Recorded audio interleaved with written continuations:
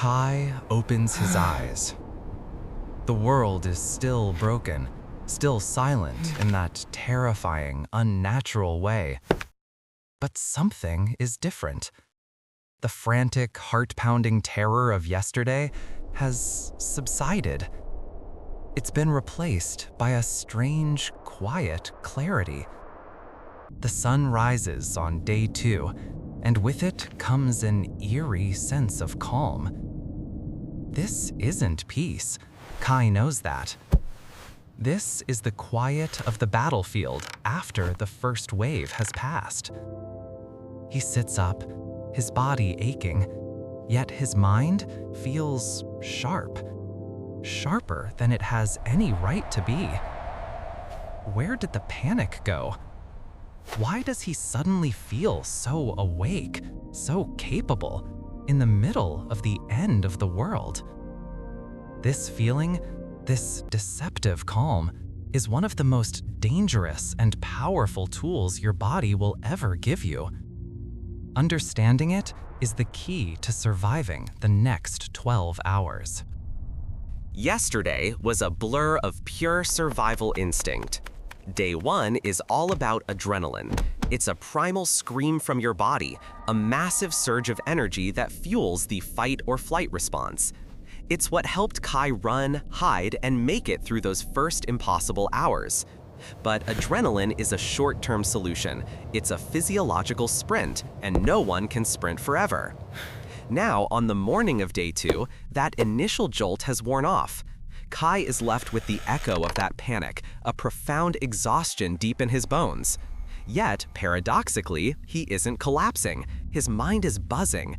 This is the transition phase. Your body, realizing the crisis isn't over, has switched from its emergency sprinter fuel to its marathon endurance system. It has activated its own natural, potent stimulant. Think of your body like a high-tech building. On a normal day, it runs on main power: food, water, sleep. When the crisis hit, the power cut out.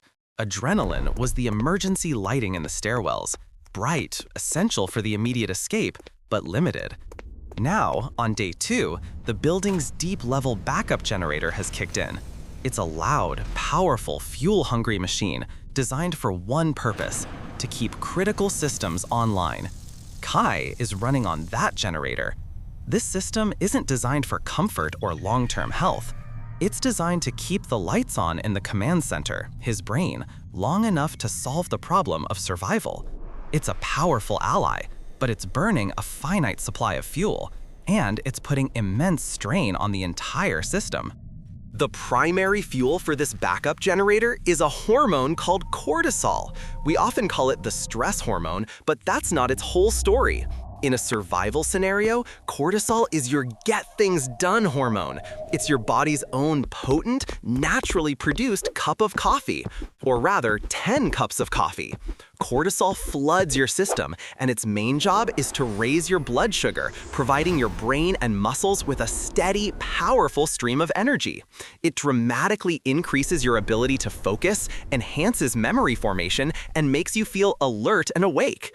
This is why Kai feels a sharp, almost artificial clarity. He is experiencing the peak of the cortisol effect. It's the reason he can think, plan, and act even when he should be crippled by exhaustion and fear.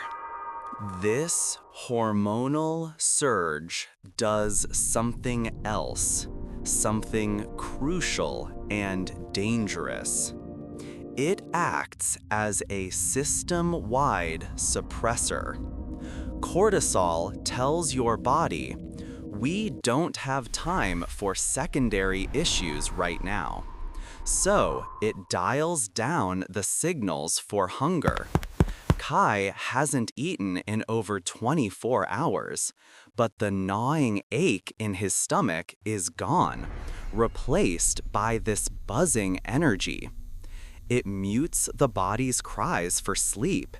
He might feel wired, unable to rest, even if he had a safe place to do so. It can even blunt the sensation of pain from minor injuries sustained yesterday. Your body is intentionally making you deaf to its own alarms, believing that focus on the external threat is more important than internal maintenance. This is a necessary gamble, but it means Kai is flying blind, unaware of his body's true state. With the pain muted, hunger silenced, and mind sharp, a dangerous feeling can set in: invincibility. Kai might feel a surge of confidence, an illusion of control over an uncontrollable situation. This cortisol courage can make him feel like he can push harder, go longer, and take bigger risks. He might decide to explore that unstable building, to travel further than is wise, or to neglect the slow, boring work of securing a water source.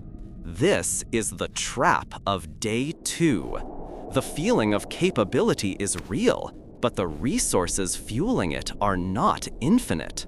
Believing this state is the new normal is a critical and potentially fatal mistake. Every ounce of this energy is borrowed from tomorrow, and the debt will come due.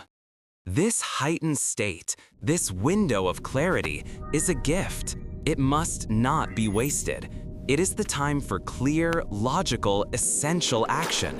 For Kai and for you, this is the moment to create a mental checklist. The big 3 of survival must be the only priority. First, water. Find it, purify it, secure it. Your body is burning through hydration even faster in this state. Second, shelter. Improve your position. Make it safer, more secure, more hidden. Use this energy to build or fortify. Third, assessment. Take stock of your situation with this clear mind. What are your resources? What are the immediate threats? What is your plan for the next 24 hours? Don't waste this mental energy on despair or long-term worries. Focus only on the immediate, tangible tasks that will increase your chances of seeing day 3. The backup generator cannot run forever. The cortisol surge is burning through Kai's glucose and fat reserves at an alarming rate. It's creating metabolic byproducts that are building up in his system. The crash is not a matter of if, but when. It typically begins 12 to 24 hours after the surge starts. It will be sudden and debilitating. The artificial energy will vanish, replaced by a bone-deep exhaustion that feels like a physical weight. The hunger, pain, and fear that were suppressed will return with a vengeance, often feeling more intense than before. Confusion will set in as the brain, starved of its high-octane fuel, struggles to function. Kai must use his current clarity to prepare for this crash. He needs to be in a safe location with water when it happens, because he will be incredibly vulnerable. So, how can Kai know his true state when his body is lying to him? He has to learn to read the fine print. He must ignore the loud feeling of "I'm fine" and look for the subtle signals. Is his mouth dry? Is his urine dark? That's dehydration, no matter how energetic he feels. He must force himself to sip water constantly. Has he stopped to rest in the last hour? He must schedule mandatory 5-minute rest periods, even if he feels he doesn't need them. He should check his body for injuries he may not have felt. This requires discipline. It means consciously overriding the powerful hormonal urge to keep moving. It's about trusting logic over feeling. He must treat his body like a critical piece of equipment whose warning lights are broken, requiring manual checks to prevent a catastrophic failure. The first 12 hours of day 2 are a biological paradox. It's a period of profound physical stress, masked by a feeling of mental clarity. It is the body's last best gift to give you a fighting chance. Kai's survival hinges on how he uses it. He must see this natural caffeine for what it is, a temporary loan, not a permanent solution.